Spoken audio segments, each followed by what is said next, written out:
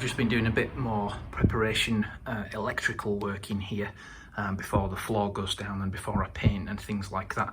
So I've got two fancy LED panels coming like I used in the workshop. So I've got cables now run left and right for those. Those are just temporarily connected so that I can actually see. But one to shine down on these benches and one to shine down on a bench there. And that LED batten in there I may reuse here so that I've actually got three lights and that'll shine down on where the toolboxes are. I'll see if I think that's necessary or not. All the spaghetti of lighting wiring has been redone into whisker boxes there. I've labelled everything so you know what's coming in, what's going out. If anybody comes to work on it in the future, then you know, obviously it makes more sense. The cabling that's there I've basically refinished and clipped, so I know the cabling's not super neat, but I didn't do it. That up there is all lighting, and then what I've also done is I've also started to make the radial circuit for plugs more sensible. Again, that was kind of randomly junctioned, it had been added to quite poorly, so I've tried to sort that out. So essentially that leaves the box there, comes up here, hits that first Wago box. There's going to be a drop down here for plugs there, which I haven't done yet. Goes along to that Wago box, junction goes up there to my camera stuff, which you can just about see up there. So that plug socket and PoE switch there is running cameras and things. Power then carries on back around here. I've junctioned it off there. It goes off to the electric garage door thing. That was all junctioned inside that fuse unit, which I didn't really like, so that's gone there. That then carries on over here. That drops down to this cable here, which I haven't put the plugs on yet, but that's for plugs there. Carries on over there, junctions again, drops down to those plugs, and then carries on to the final plugs, which are in the back room. So everywhere basically that the you know, the spurs drop down off that, it's in a proper box and it's all properly terminated, and I've got rid of all of these old round things which are just rubbish.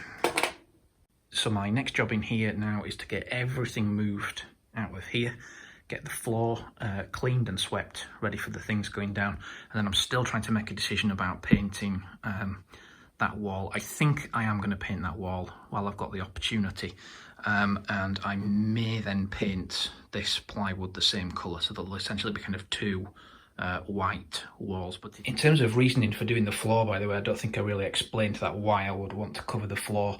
There's kind of 3 or 4 reasons. Firstly, it's going to look nicer than obviously just a bare floor.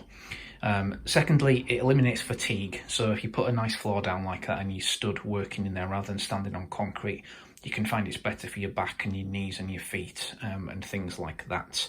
I want to make it easier to clean. So if I want to sweep it, mop it, vac it or so on, again, a floor like that is easier than concrete. It's going to keep the concrete dust down. So on an unsealed concrete floor like that, you'll find when you brush it, you are actually lifting bits of dust up all the time, like concrete dust. Keeps all that down. The other thing is it's also a little bit safer. This is something that people don't always think of. So this is the painted floor in the back room, and as you can see, because I've been cutting in here, there's some sawdust on the floor there. And you will find that sawdust is actually really slippy. People have had really quite bad accidents in workshops where they've actually slipped on sawdust, and that's caused them to sort of, you know, reach out and put a hand into a table saw or a bandsaw or grab a chisel or anything like that. So this, you know, this kind of situation here, it can actually be quite dangerous with sawdust and shavings. These are the samples of the flooring here. I haven't bought this colour, and the flooring comes in three different finishes. So they do what they call a tread, a stud and a smooth. And if we look at the smooth one, it's not actually smooth. If that'll focus, it's got this textured surface to it, if you can see that. So one thing I did do was I picked up a load of that sawdust, threw it all over there, which is why it looks grubby, and then did the same thing with my foot, seeing, you know, how slippy the floor seemed, and then how slippy that seemed covered in sawdust. There's a much better grip on there. So although that's not really the main thing, it is going to make that safer. The tiles I've ordered are red. I wanted to do that mainly because there was 4 colours. They had a blue, which I wasn't keen on the idea of, black, which would be too dark. This is what they call a dark grey, which again is still quite dark, and that left the red. The choice was really the red or the dark grey. Now, this was a little bit too dark for me. I didn't want it to be too drab and dark. So we're going to go with the red, which will look quite striking, I think, really. And it'll match the toolbox and so on as well. You could, of course, buy different colours of this and make a checkerboard or something like that. But for simplicity's sake, it's just going to be red, and that'll help me to see in there as well. Okay, so I'm going to get tidied up, get the painting done, and then I'll come back to you once the tiles have arrived and we can, look at making a start on those. So the floor tiles arrived today. I've also got off Amazon. In fact, you can see here today how the water has, or the rain rather, has sort of driven against the garage door, even though there's one of those gully things out there, and also you can feel a real draft coming through. So I got this thing off Amazon, which is like a garage door sealing strip. There's a picture of it there, look. It says, "Thank you for your business. We has been working assiduously." I presume it's come from China. But yeah, basically you put this on the floor, sort of against the garage door, like it shows you there, and it's supposed to stop, rain and leaves blowing in and giant ants apparently. So I'm going to get that stuck down, and that's going to be the front edge as well. But I'm going to have to let that dry out now that it's got a bit wet before I try and stick that down, or it's not going to work. So I basically just need to work out where in here to start. If I want to use these here, they've sent me these ramps. These are like edge ramps. So if I wanted to put those at the front there, it's probably going to make more sense to start at the front and then work this way. So that's that. So I probably can't really start these until this dries up a bit and I get the front done. But these can sit in here and acclimatise a bit, and then maybe get started at the weekend if the weather's nicer. I should just say as well, these have arrived pre-assembled in 4s, so they're actually 50 by 50 centimetres. That's then a metre by a metre. I guess if you're doing a big area, that's just to save you some time, but these can be broken down into 4 each. I'm excited to get going with it, so as I said, just need to wait for that to dry out now. So I'm just making a start on the flooring now, and I've also put the decent lights up which arrived. So I've got one on that side, one on that side, one of those in the back, and then that light there, which was in the back, I'm going to put up at the end here, so it's above my toolboxes. I'll have 3 in here. And I'm just making a start with this flooring. It's one of those things where you want to stop and think about it before you start. As I was saying, you've got to sort of decide where you're going to go from, check your layout, check your squares and things like that. So let me tell you what I've done. So the first thing is, where these are going to go up against the edge of the wall, obviously you don't want the jigsaw bits on, really, because if you're going to try and cover that up, your skirting board or whatever would not cover these up. So I've run an edge off all these, which I did on a table saw. Now it says on the website that you can use a Stanley knife, a jigsaw or whatever, but for a load of repeat cuts like that, I thought the table saw would work well. It is plastic, so obviously it needs to be run through fairly quick, because if you stop, it's going to heat it up and get sticky and bind it and so on, but went through nice and easy. So that's given me some straight edges to start on this wall here. So I've got my bit of wood to use as a spacer to make sure that I'm setting my expansion gap right. Got it square to this wall, made a start on the front, need to do an extra bit there, and then I've pulled it back this way. So I've put this little edging strip that I bought down. I've not stuck it down yet, it's just pushed in place. But what I've done then is I've put a laser on here and I've run it down that way just to make sure that this isn't going to kind of bang into that. And I think everything's relatively square, so we should be okay. Then when I get to the other wall, there'll be cuts on that wall anyway, so that's fine. So basically I can now just start to actually mash this down quite quickly. Obviously I'm going to need cuts to go around here, but with that laid out square, it should be a fairly rapid process. So I'll get a bit more down and then show you where I'm at.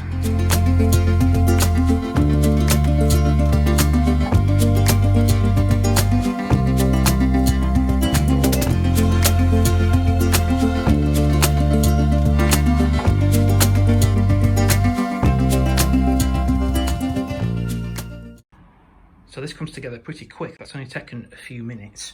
So I think what I need to do now here is put another full one on, and then my cut one, if I'm still the right distance off the wall there, that means that brick wall is nice and true, and that should set me up for the rest of the garage. If I put the cut one on there and it's a different distance away from the wall, then that's going to make things a little bit more tricky. Yeah, certainly this middle section's just not going to take long at all, really. One thing you might have seen me do there is just sweeping. I've already had a good sweep up in here. Just need to make sure there's no screws or bits of cable, snip ends, or anything underneath it that's going to obviously, you know, stop it laying.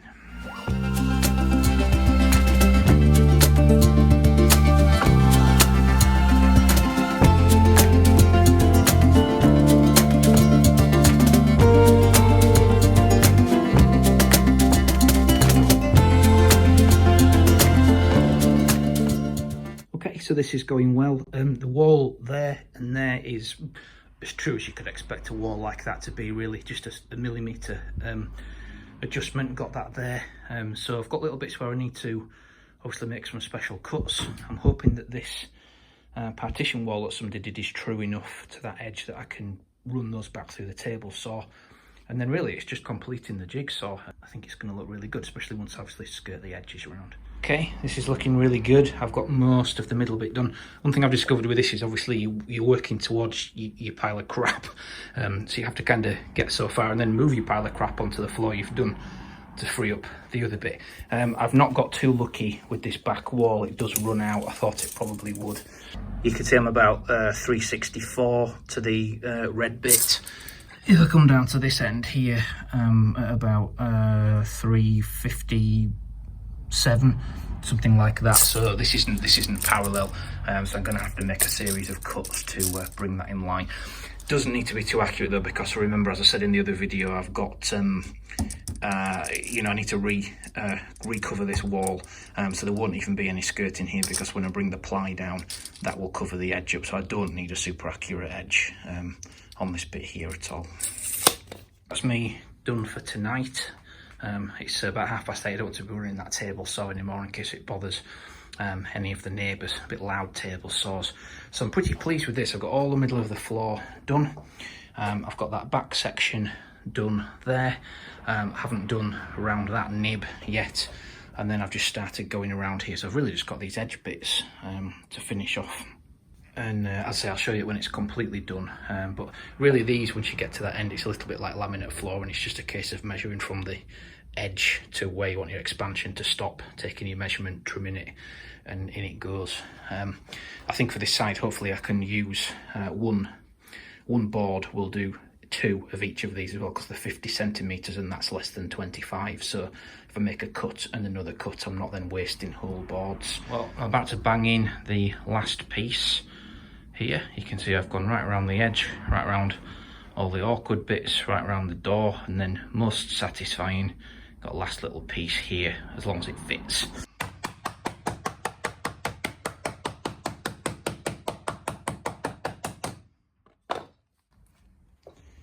And there we go, that's the last piece. So I've made kind of a threshold there, and I do need to think about a door and whatnot as well. But if I step back a little bit here into the doorway, to give you an impression of the whole floor. Obviously I need to tidy up, but I think that's looking really good. And once I get the skirting around the edges, that'll tidy the edges up and everything. But I'm pleased with this. So a little bit of feedback. What would I say about this? Firstly, the cost. This is cost to do this whole area, which is 4 meters by 3 and a bit. So 13 to 14 square meters, I guess, in total, something like that. It's about 380-ish pounds, British pounds. I don't think that's bad at all. When you think about what it costs you to get a carpet fit in a room, or some vinyl fit in a room, or something like that, it's no more expensive than that kind of a thing, and it's obviously, you know, quite fancy flooring. So I don't think it's a ridiculous amount, although obviously if you had a much bigger area, it would scale up. One thing I would say is that I think the floor obviously needs to be as flat as possible. What it says on the website is if your floor kind of has a slope on it, but it's flat, obviously that's fine. If your floor undulates a lot in the concrete, basically it's going to need leveling. This floor was pretty flat. I didn't put self-leveling on it, and it doesn't feel you know, kind of in the middle or anything, like it's moving up and down as you walk on it. Just at the very edges, obviously where the concrete pour maybe rises slightly, it's not quite as flat at the edge, but of course you don't walk right at the edge anyway, so that doesn't matter. So yeah, the price is good. The floor is fine, but if you had more of a dodgy floor, you would need to get some self-leveling compound and do a self-leveling pour and get the floor nice and flat before you started, really. In terms of fitting, basically I've used the table saw for all the cuts, and then just a little Japanese saw to do any fiddly bits. But essentially everything's gone through the table saw, as you can see by the horrendous amount of offcuts and plastic swarf and the big pile of red dust everywhere in here. I do think they cut fine on a table saw, and I think that's made the job probably neater and quicker and easier. What is there to say? I like the colour. I know some people wouldn't want the red floor, but as I say, for me, now I've got some proper lighting in here. Hopefully on the camera you can see it looks a lot nicer and brighter, but with some nice bright lighting and a nice bright floor, it feels like it doesn't feel like a dingy garage. It feels like a nice, you know, a nice place to work and do your projects and stuff.